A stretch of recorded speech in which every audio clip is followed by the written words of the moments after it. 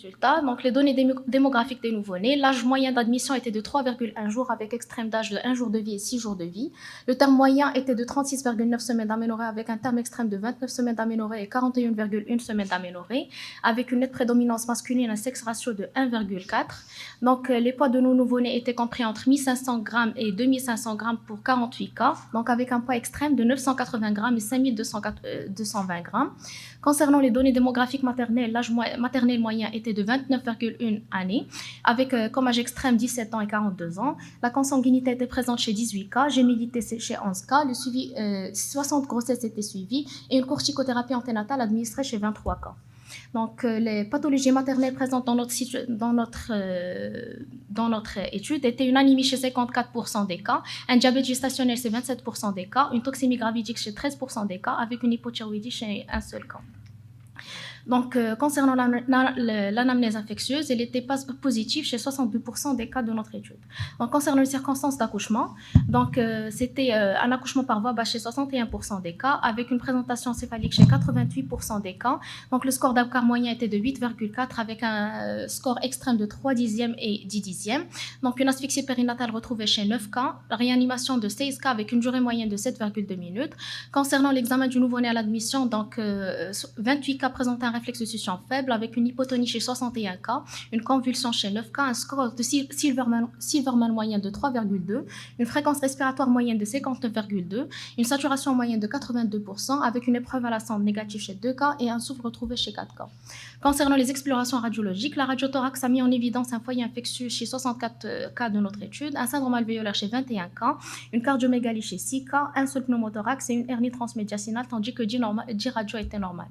Donc, concernant l'échographie transthoracique, donc elle a mis en évidence une persistance du canal artériel chez 18 cas, un foramen ovale chez 12 cas, une CIA chez 4 cas, une CAV chez 3 cas et 2 cas de transposition de gros vaisseaux.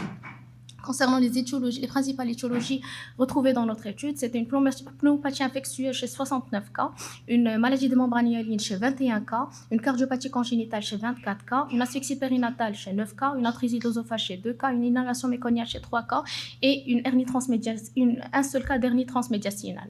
Donc, concernant les traitements administrés, c'était principalement une CPAP-CNO, donc une ventilation non invasive chez 29 cas, lunettes haut débit chez 18 cas, oxygénothérapie chez 11 cas, devant une contre-indication à la VNI. Donc, une antibiothérapie administrée chez 96% des cas, caféine chez 19 cas, un drainage d'un pneumothorax et surfactant chez 2 cas par faute de moyens. Donc, concernant la physiopathologie des détresses respiratoires néonatales, donc le développement pulmonaire durant la vie intra-utérine, il se fait en 5 phases. Et toute perturbation au cours d'une de ces dernières, elle peut être responsable d'une détresse respiratoire néonatale. Donc, par exemple, au cours de la vie embryonnaire, donc les malformations précoces du développement, comme les fistules trachéo-œsophagiennes, les kystes bronchogéniques. Encore plus tard, on peut observer une hypoplasie pulmonaire durant la phase pseudoglandulaire ou bien la phase canaliculaire, ou plus tardivement, donc une détresse respiratoire transitoire, la pneumonie néonatale, l'inhalation du liquide méconial, qu'on retrouve principalement au cours de la période de transition prénatale et postnatale. Donc, concernant les facteurs de risque de détresse respiratoire néonatale, ici c'est une étude 4 mois rétrospective réalisée en Chine entre janvier 2015 et décembre 2019, incluant 205 nouveau-nés atteints de détresse respiratoire néonatale, qui a mis en évidence que le sexe masculin, c'est un facteur de risque de détresse respiratoire du fait de l'action freinatrice des androgènes sur la synthèse de surfactants, ainsi que le liquide amniotique teinté, le score d'Apgar bas à 1 minute et le diabète gestationnel maternel. Donc ici, c'est une méta-analyse incluant les données de 321 327 nouveau-nés en Lombardie pour identifier les facteurs de risque du syndrome de détresse respiratoire en comparant entre des nouveau-nés prématurés et à terme. Donc, en guise de résultat, donc, le faible poids à la naissance est le principal facteur de risque de détresse respiratoire néonatale. Le risque était plus élevé chez nos nouveau-nés par césarienne et de sexe masculin, ce qui rejoint l'étude précédente, quel que soit l'âge gestationnel. L'âge maternel et les naissances multiples n'influent pas la survenue de détresse respiratoire néonatale. Les nouveau-nés à terme, après une conception assistée, présentaient un risque plus élevé de détresse respiratoire néonatale. Donc, certains facteurs de risque peuvent orienter vers l'étiologie causale, donc à savoir une infection streptococcique maternelle, donc peut orienter vers une pneumonie néonatale ou bien une chorioamniotite, une fièvre maternelle. Donc, ou en cas d'accouchement par césarienne, ça peut orienter surtout vers une détresse respiratoire néonatale transitoire. En cas d'oligohydramniose, ça peut orienter vers une hypoplasie pulmonaire. Donc, l'influence du mode d'accouchement sur la survenue de détresse respiratoire néonatale, donc la figure ci-dessus, elle montre que la détresse respiratoire transitoire est plus susceptible de se produire en cas d'accouchement par césarienne, tandis que les pneumonies néonatales ou bien les pneumopathies infectieuses néonatales, elles sont surtout fréquentes en cas d'accouchement par voie basse, donc en cas de passage par le tractus vaginal. Donc, dans notre étude, l'origine infectieuse de la détresse respiratoire néonatale était prédominante, d'où l'intérêt du dépistage du streptocoque dans le tractus génito-urinaire maternel.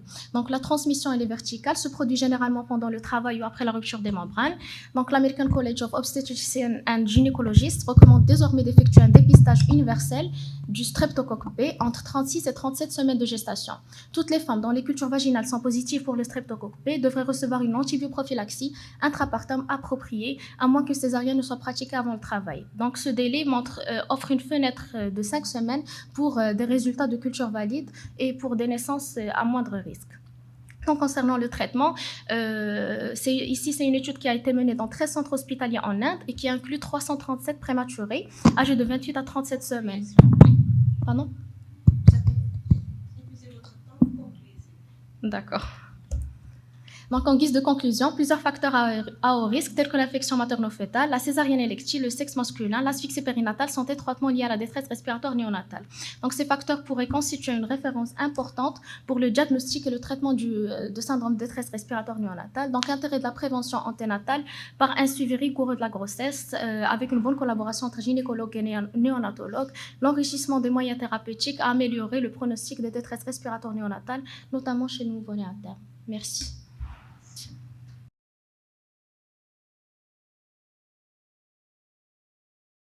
Cher maître, honorable assistant, j'ai le plaisir de partager avec vous le travail sur la place des EFR dans les pathologies respiratoires extra-respiratoires de l'enfant à propos de 580 cas.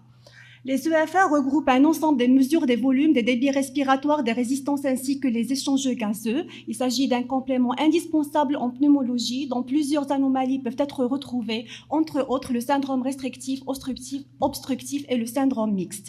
Les objectifs de ce travail sont d'abord préciser l'intérêt des EFR dans le diagnostic, l'appréciation de la sévérité et le suivi des pathologies respiratoires, ainsi que de déterminer l'intérêt des EFR dans le retentissement pulmonaire des maladies extra-respiratoires. Il s'agit d'un travail transversal, descriptif et analytique des résultats des EFR réalisés durant une période de 7 ans et 8 mois. Nous avons inclus dans ce travail tous les enfants dont les renseignements cliniques ont été précisés sur les registres et les enfants qui étaient coopérants et exécutaient correctement les manœuvres forcées. Nous avons colligé 580 patients parmi 880 enfants suivis en consultation, hospitalisés ou adressés par un praticien dont l'âge moyen était de 12 ans. Ces EFR ont été réalisés à l'aide de l'appareil spiromètre type Gératherm et vu la non-disponibilité des normes marocaines, nous nous sommes basés sur les normes de l'American Thoracic Society et l'European Respiratory Society. Nous avons fait référence aux méthodes suivantes: la courbe débit-volume afin de mesurer le syndrome obstructif qui est défini fonctionnellement par une forme concave de la courbe avec le rapport Tifno inférieur à 90% et une diminution de débit expiratoire médian. La distension thoracique grâce à un plétismographe qui a mesuré l'augmentation du volume résiduel sur la capacité pulmonaire totale, l'augmentation du volume résiduel, ainsi que les anomalies des volumes pulmonaires afin de mesurer le syndrome restrictif qui est défini par diminution de la CPT avec un rapport Tifno normal, et à défaut de plétismographe, on s'est basé sur la capacité vitale avec 3 mesures reproductibles, notamment dans le cas de scoliose. Durant cette étude, nous avons exploré des pathologies respiratoires, essentiellement l'asthme dans 473 cas, les dilatations des bronches 13 cas, mucoviscidose 4 cas.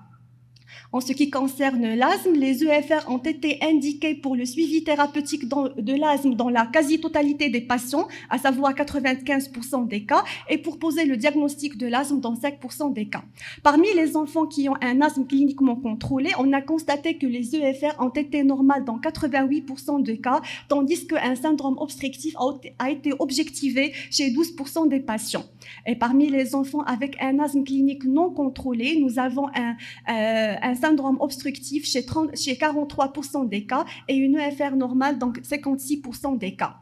Ces EFR ont permis de distinguer le syndrome obstructif dans le cas d'asthme, la mucoviscidose, dilatation des bronches, syndrome d'apnée obstructive du sommeil, et un syndrome restrictif dans les dilatations des bronches, les pneumopathies d'hypersensibilité, le déficit en alpha-1 antitrypsine, les séquelles de pleurésie ou poumon eosinophile. Je partage avec vous quelques cas de notre service. Le premier C7, âgé de 15 ans, suivi pour un asthme présumé, contrôlé cliniquement selon l'enfant, avec antécédent d'hospitalisation pour asthme aigu grave à 2 reprises. Et à l'examen, on a trouvé une déformation thoracique. Et sur sa courbe, il y a une obstruction bronchique diffuse sévère non réversible sous 400 microgrammes de salbutamol. Le deuxième cas est celui de Huttman, âgé de 15 ans, suivi aussi pour un asthme sévère, dit contrôlé sous sérétide 125 microgrammes de bouffées 2 fois par jour avec quelques oublis.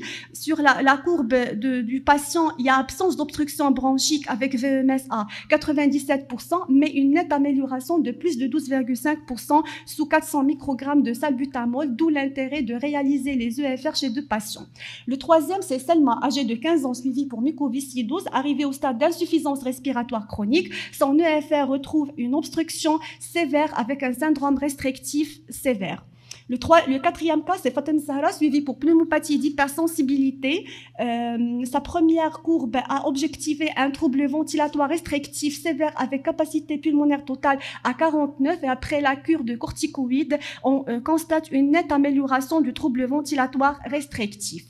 Le deuxième volet des pathologies explorées sont les pathos extra-respiratoires, notamment la scoliose, les maladies de système et les myopathies. Dans la scoliose, la mesure de la CPT avec un plétismographe est idéale, et à défaut de ce plétismographe, on peut se baser de la capacité vitale pour mesurer le syndrome restrictif. Et dans notre étude, on constate que la majorité des patients avec scoliose avaient une capacité vitale inférieure à 90%. C'est le cas de Leila, par exemple, qui est suivie en orthopédie pour scoliose dorso-lombaire. Son EFR a mis en évidence un syndrome restrictif sévère avec CV à 63%. Pour les maladies de système sont traduites fonctionnellement pour un syndrome restrictif. Dans notre étude, on a trouvé des dermatomyosites, conjonctivite mixte, sclérodermie, AGI systémique. Pour Mbaka, âgé de 10 ans, suivi pour dermatomyosite, son EFR a retrouvé un syndrome restrictif avec CV à 79%. Selma, suivi pour amyotrophie spinale, où elle aussi avait un syndrome restrictif avec CV à 66%. Et Kautal, suivi pour myopathie, son EFR retrouve un syndrome restrictif avec CV à 71%. Les EFR sont incontournables pour diagnostiquer et suivre une maladie, ainsi pour évaluer l'effet des traitements, le retentissement pulmonaire et le risque des complications. Cette EFR peut être réalisée à tout âge. Bien sûr, il faut respecter les conditions de réalisation afin de trouver un résultat idéal, entre autres calibration quotidienne du matériel, le respect des règles d'hygiène, l'ordre de mesure, l'inspection des courbes et le respect des critères de début et de fin. Il faut insister sur l'intérêt de la plétismographie en pédiatrie afin de mesurer la capacité pulmonaire totale, de diagnostiquer un syndrome restrictif, de mesurer la capacité résiduelle fonctionnelle et de chiffrer une distension pulmonaire. Encore, les EFR sont indispensables en matière d'asthme afin de prédire le risque futur, et ces EFR font partie intégrante dans le contrôle total de l'asthme. Il y a d'autres explorations, entre autres le test de provocation bronchique directe par la métacholine, dont le principe repose sur l'inhalation de façon croissante des doses provoquant une baisse de VMS d'au moins 20%. Il y a un autre test qu'on appelle indirect par exercice, essentiellement chez les enfants suspects d'un asthme d'effort, et ce test est dit positif si bas si baisse minimale de 10% du VEMS. Dans les maladies de système, il y a une atteinte pulmonaire interstitielle qui se traduit par un syndrome restrictif. Il y a d'autres méthodes à réaliser chez ce type de patient, dans la DLCO qui permet le reflet de la diffusion alvéolo-capillaire, sans omettre le NO expiré qui permet d'apprécier l'état inflammatoire des patients atopiques et son rôle dans la dyskinésie ciliaire primitive. Dans la kyphoscoliose, il y a des déformations complexes responsables d'un syndrome restrictif qui se traduit fonctionnellement par une réduction de la CPT. Dans les maladies neuromusculaires, on retrouve encore un syndrome restrictif à l'exploration fonctionnelle respiratoire. L'obésité est responsable des perturbations du fonctionnement du système respiratoire qui se traduit par une perturbation des échanges gazeux et l'augmentation du travail ventilatoire. En guise de conclusion, les EFR sont un outil indispensable pour l'évaluation de la sévérité de l'atteinte pulmonaire en vue d'une meilleure prise en charge. Il faut insister sur l'intérêt de la répétition des EFR et l'intérêt d'un double contrôle clinique et fonctionnel respiratoire. Et devant les difficultés de coopération de nos patients, il faut chercher des méthodes différentes en fonction de leur âge. Je vous remercie.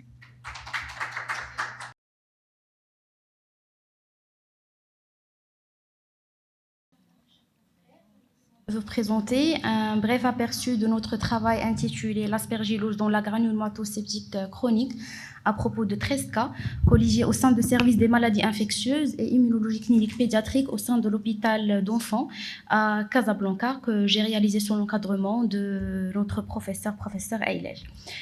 Donc, pour introduire, la granulomatoseptique chronique est un déficit immunitaire primitif rare d'origine génétique constitué d'un défaut de métabolisme oxydatif des phagocytes.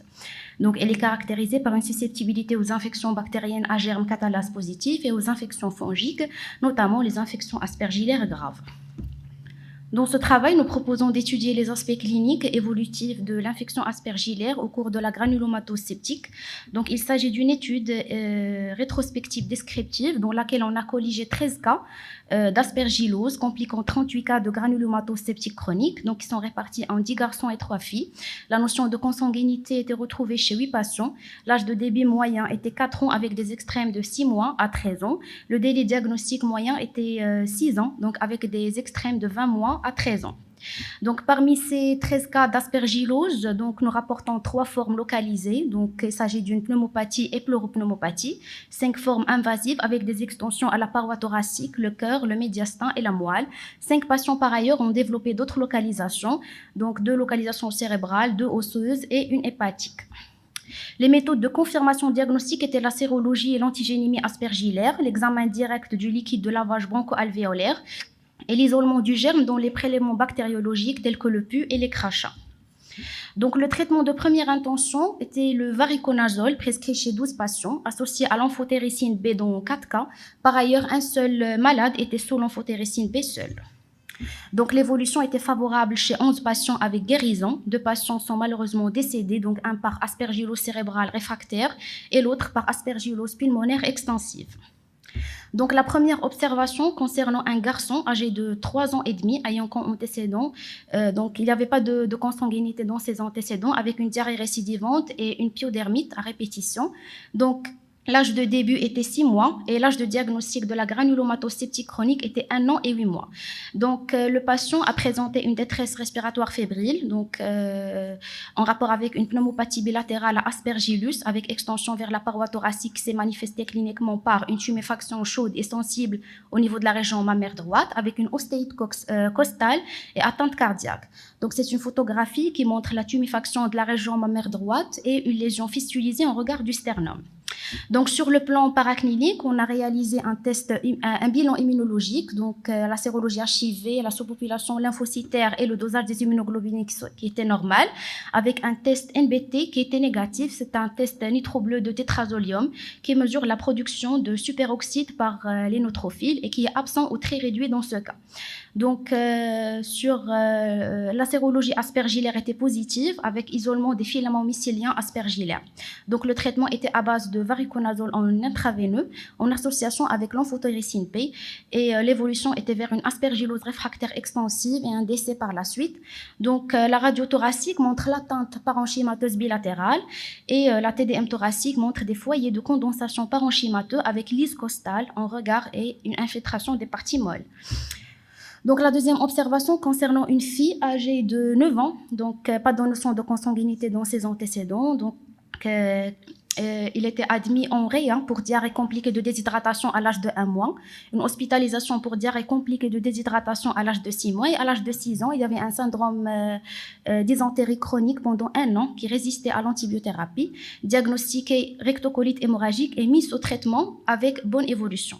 Donc son histoire de la maladie remonte à 4 mois par l'installation progressive de tous ces fièvres, amaigrissement, avec une radiothorax montrant un foyer apical droit traité par amoxicilline, acide clavulanique, sans aucune amélioration. On a réalisé par la suite un bilan de tuberculose qui était négatif. Elle a été mise sous traitement antibacillaire sans amélioration et l'évolution était marquée par une apparition de pleurésie gauche après 3 mois. Donc, c'est sa radio thoracique qui montre un foyer lobaire supérieur droit avec une pleurésie gauche. Donc, au total, concernant cette observation, donc c'est une pleuropneumopathie bilatérale qui résiste au traitement et aux traitements antibiotiques et antibacillaires qui évolue depuis 4 mois chez une fille de 9 ans ayant comme antécédent une rectocolite hémorragique avec un retard staturopondéral. Donc, notre discussion diagnostique était entre une tuberculose ou une pneumopathie à mycobactéries atypique sur déficit immunitaire ou une aspergillose pulmonaire sur granulomatose septique chronique et colite inflammatoire qui peut entrer dans le cadre de ce diagnostic. Donc, 48 heures après l'hospitalisation, donc, il a présenté 2 tumefactions thoraciques en regard des parties antérieures des dernières côtes.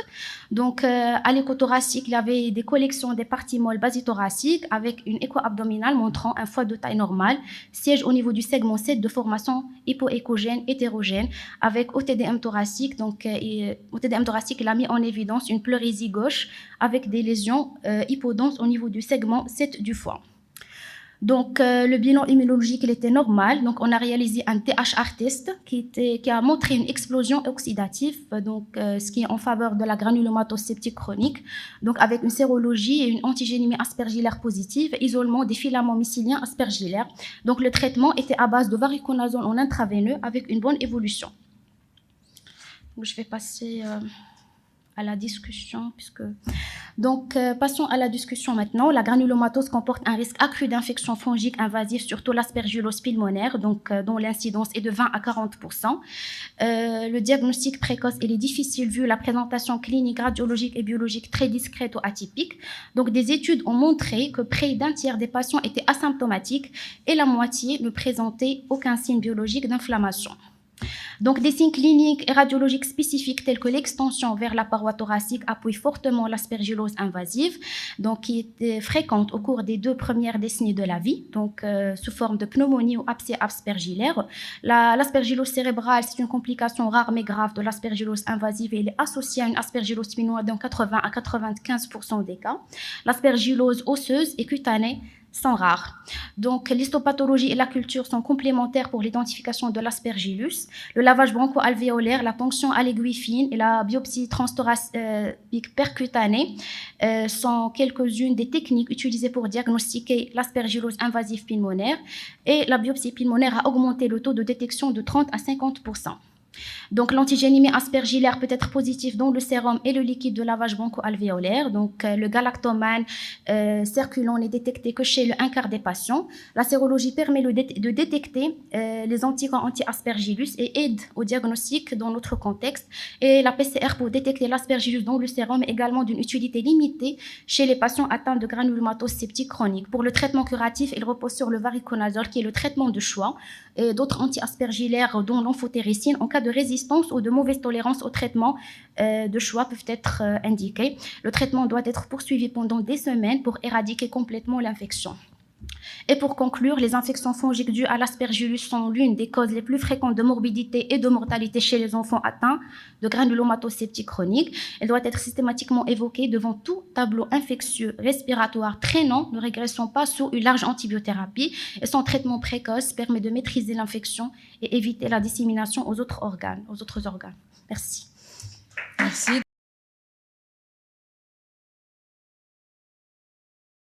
Permettez-moi de vous présenter un bref aperçu de notre travail intitulé « L'évaluation des complications de la varicelle, expérience menée au sein du service de la pédiatrie 1 de l'hôpital d'enfants Harouchi Casablanca à propos de 17 cas ». Donc, en guise d'introduction, la varicelle est une maladie éruptive due au virus varicelle zona, survient surtout pendant la petite enfance et souvent considérée comme bénigne chez l'enfant sain. Donc, la varicelle, elle guérit dans l'immense majorité des cas en 8 à 12 jours, mais elle peut être responsable de formes graves et de complications même chez les sujets immunocompétents. L'objectif de notre travail est de mettre le point sur les complications de la varicelle et d'évaluer la sévérité. Afin de répondre à nos objectifs, nous avons mené une étude rétrospective menée au service de la pédiatrie 1, menée sur une période de 5 ans chez 17 enfants immunocompétents hospitalisés dans notre service pour une complication liée à la varicelle. Concernant la partie résultat, notre étude est à propos de 17 cas, l'âge moyen était de 4 ans et les âges extrêmes allant de 1 an à 14 ans. Passons alors aux résultats. La répartition saisonnière a montré une prédominance estivale des complications de la varicelle à 65% contre 35% en période hivernale. On enchaîne avec ce graphique objectivant le comptage récent chez les enfants atteints de varicelle, ayant objectivé que 70% des enfants ont noté un comptage récent, soit à l'école, soit dans l'entourage, et que 30% des enfants ignoraient s'il y avait un comptage avant le début de la symptomatologie. Par rapport à la prise médicamenteuse au cours de l'éruption cutanée, on a noté la prise d'ibuprofène chez 12% des enfants et la prise de corticoïdes chez 6% des enfants. Passons maintenant aux manifestations cliniques. On a noté que la fièvre était présente chez 53% des enfants. Par ailleurs, on a noté la présence de différentes complications chez nos 17 enfants hospitalisés, dominées par les complications neurologiques chez 8 enfants, puis les complications cutanées en deuxième position chez 4 enfants, puis les complications digestives chez 2 enfants et hématologiques chez 2 enfants, et en dernier, les complications vasculaires et systémiques chez 1 enfant. Passons d'abord aux complications neurologiques qui sont dominées par l'ataxie cérébelleuse chez 50% des cas, puis le syndrome méningé chez 25% des cas, puis l'encéphalite chez 13% et enfin les convulsions fébriles chez 12%. En deuxième rang, on trouve les complications cutanées qui sont représentées par la surinfection cutanée chez 50% des cas et pareil pour la cellulite chez 50% des cas. En troisième rang, on a les complications digestives dominées par l'intolérance digestive chez 2 enfants, suivies des complications hématologiques dominées par la thrombopénie chez 2 enfants, et enfin les complications vasculaires et systémiques dominées par la thrombose veineuse et le purpura fulminant chez le même enfant. En ce qui concerne la prise en charge thérapeutique de nos malades, la durée moyenne d'hospitalisation de nos malades était de 8 jours, où ils ont bénéficié d'une prise en charge thérapeutique à base d'un traitement par un antiviral à base de Zovirac chez 10 cas, une antibiothérapie à base de Triaxan chez 6 cas et l'association amoxiclave chez 4 cas. Un traitement à base de corticothérapie chez 6 enfants, l'évolution fut marquée par une guérison chez tous les enfants. En ce qui concerne la partie discussion, donc le principal motif d'hospitalisation, c'est l'existence d'une complication, parfois sévère et le plus souvent en dehors de tout terrain reconnu à risque. Les complications sont en majorité des surinfections principalement cutanées, les plus sévères nécessitant une hospitalisation prolongée par une antibiothérapie parentérale. Les complications neurologiques sont dominées par les ataxies cérébelleuses, les encéphalites, les méningites et les atteintes nerveuses périphériques. L'étude allemande de Sebold a montré que les complications neurologiques sont la première cause d'hospitalisation chez 61,3% des cas, pour la varicelle incluant par ordre de fréquence décroissante, les ataxies cérébelleuses chez 65% des cas, les encéphalites chez 30% des cas, les méningites 3% des cas et les atteintes nerveuses périphériques chez 2%. Les convulsions ne sont pas à proprement parler des complications neurologiques, mais plutôt la simple conséquence de la fièvre chez les enfants à un âge où ils sont sensibles aux brusques montées de température. Malgré cela, nous avons choisi de classer ces patients dans le groupe des complications neurologiques afin de nous comparer plus aisément aux autres études qui ont également fait ce choix. Concernant les complications digestives, sont dominées par les intolérances alimentaires et les lésions buccales varicelleuses, avec parfois également des lésions gastriques érosives. L'intolérance alimentaire, représentée par les vomissements, le refus alimentaire sur des lésions buccales varicelleuses, est la plus fréquente des complications digestives, comme cela a été décrit dans d'autres études rétrospectives. Ensuite, les complications pulmonaires sont dominées par les surinfections pneumocoques et streptocoques et la pneumopathie varicelleuse décrite plus volontiers chez l'adulte, vu le tropisme pour certains organes comme le poumon. En pratique, il est parfois difficile chez l'enfant de distinguer une complication pulmonaire de varicelle d'une infection respiratoire intercurrente, en particulier les viroses respiratoires épidémiques non dues au virus varicelleux. Dans notre étude, aucun cas de complication pulmonaire n'a été retrouvé. Dans cette diapo, nous allons aborder l'une des complications rares liées à la varicelle qu'on a dû étudier dans notre série qui est la thrombose et le purpura fulminans post-varicelle. Donc, les complications thrombotiques et le purpura fulminans sont des complications rares de la varicelle et qui surviennent généralement à distance de la varicelle plusieurs jours, voire plusieurs semaines après. Le purpura fulminans, c'est une association d'un syndrome infectieux grave avec un purpura extensif à un état de choc, comme c'était le cas de notre malade qui est venu initialement pour un état hémodynamique instable, associé à un purpura nécrotique au niveau des membres inférieurs, pour lesquels le malade a été hospitalisé initialement à l'unité de soins intensifs, puis transféré dans notre service après stabilisation de son état hémodynamique.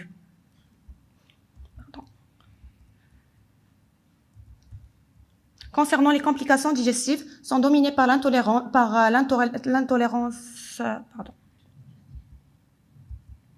Passons maintenant aux facteurs de risque impliqués dans les complications de la varicelle. Les maladies sous-jacentes les plus fréquentes considérées comme facteurs de risque de varicelle ou compliquées l'asthme. Dans notre série, aucun cas, on comporte un seul cas.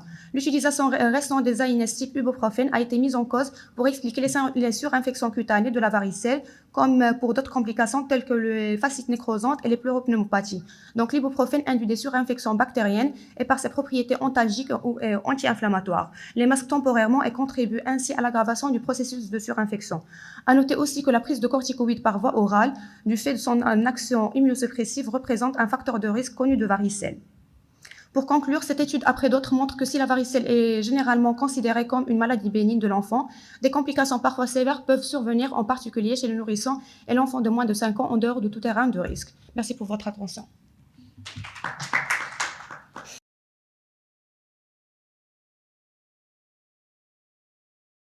Apport de la colistine dans le traitement des infections nosocomiales néonatales. Donc, en guise d'introduction, les infections nosocomiales constituent un problème majeur de santé publique, notamment en milieu de réanimation néonatale avec une morbidité et mortalité importante.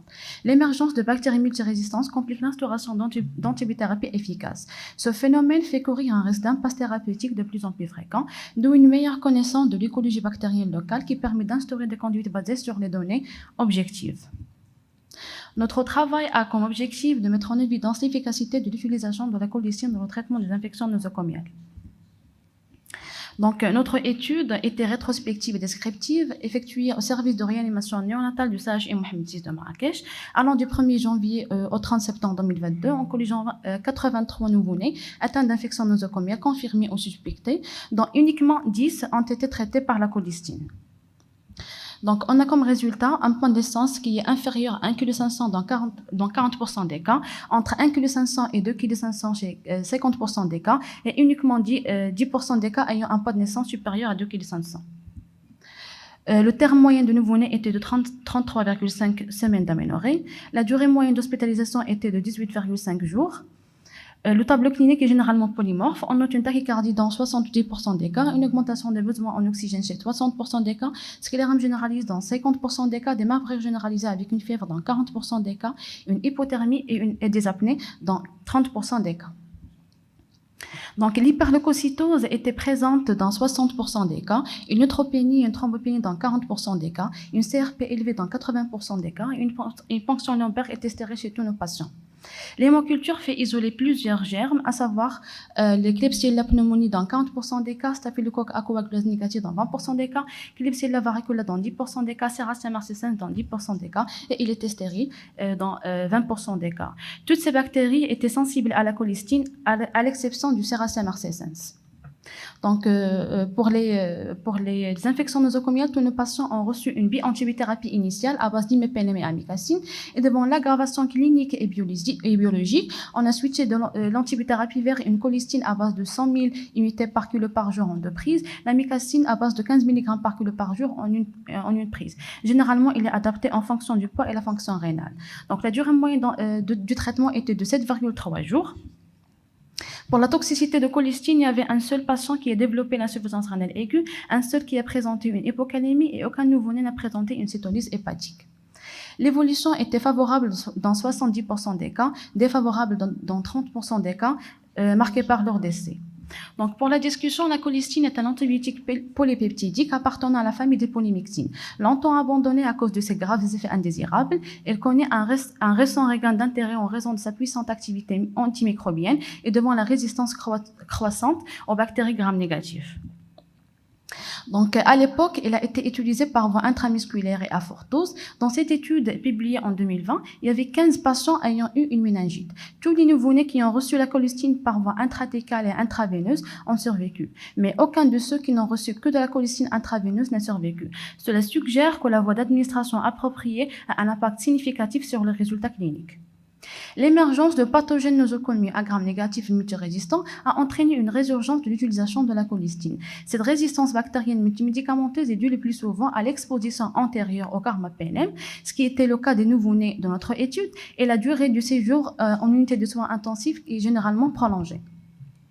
De nombreuses études ont identifié des facteurs de risque de colonisation et d'infection par des organismes multirésistants, en particulier les entérobactéries productrices de bêta-lactamase. L'âge gestationnel inférieur à 35 semaines d'aménorrhée, un point de naissance inférieur à 1,5 kg constituent les principaux facteurs de risque. Mais d'autres facteurs peuvent être incriminés, à savoir la ventilation mécanique, la nutrition parentérale et les cathés centraux, etc. Donc, la colistine étant principalement excrétée par les reins, la toxicité rénale constitue l'effet indésirable le plus fréquent. Et avant les 1980, cette toxicité était élevée. Actuellement, elle est devenue plus rare du fait de l'utilisation de colistémétate sodique, qui est généralement moins toxique. Bien que la population de notre étude était sensible, la néphrotoxicité s'est développée après le 8e jour et contrairement à la littérature, s'est rapidement améliorée lorsque la colistine a été arrêtée.